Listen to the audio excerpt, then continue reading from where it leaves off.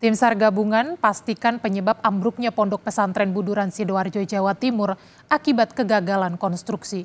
Bangunan Ponpes tidak mampu menahan beban secara keseluruhan dan menyebabkan ambruknya bangunan tersebut.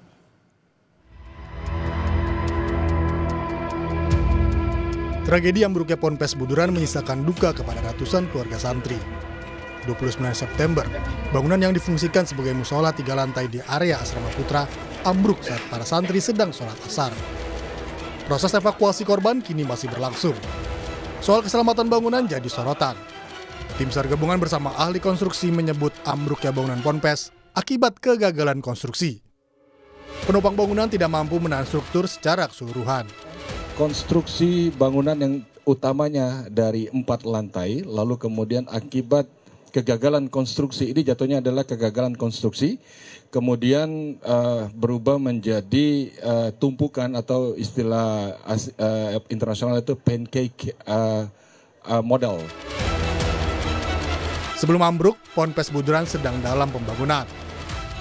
Ahli struktur bangunan ITS Surabaya Muji Irmawan menyebut, pembangunan yang dilakukan secara bertahap harus memperhatikan struktur bangunan lama dan bangunan baru.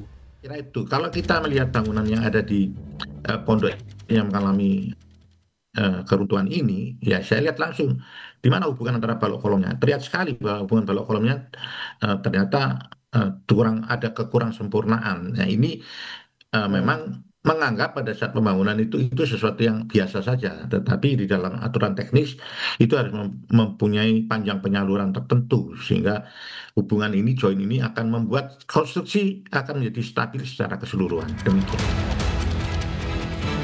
Sementara itu dalam kunjungannya ke Ponpes Buduran, Menteri Koordinator Bidang Pemberdayaan Masyarakat Muhaimin Iskandar meminta kepada setiap pondok pesantren di seluruh Indonesia untuk tidak membangun tanpa adanya kalkulasi teknik dalam perencanaan maupun dalam proses pembangunan. Caimin bilang kepada seluruh pondok pesantren untuk tidak membangun tanpa pengawasan dan bimbingan ahli teknik bangunan. Caimin kan juga tokoh pesantren dan panglima santri. Terus ini kan kasusnya juga disoroti santri yang diminta gotong royong, ngecor bangun pesantren. Inilah ada tradisi soal itu bagaimana Mas? Itulah keprihatinan kita dan nanti harus kita berubah semua pola. Kepada pesantren tidak boleh membangun sendiri, harus ada tim teknisi.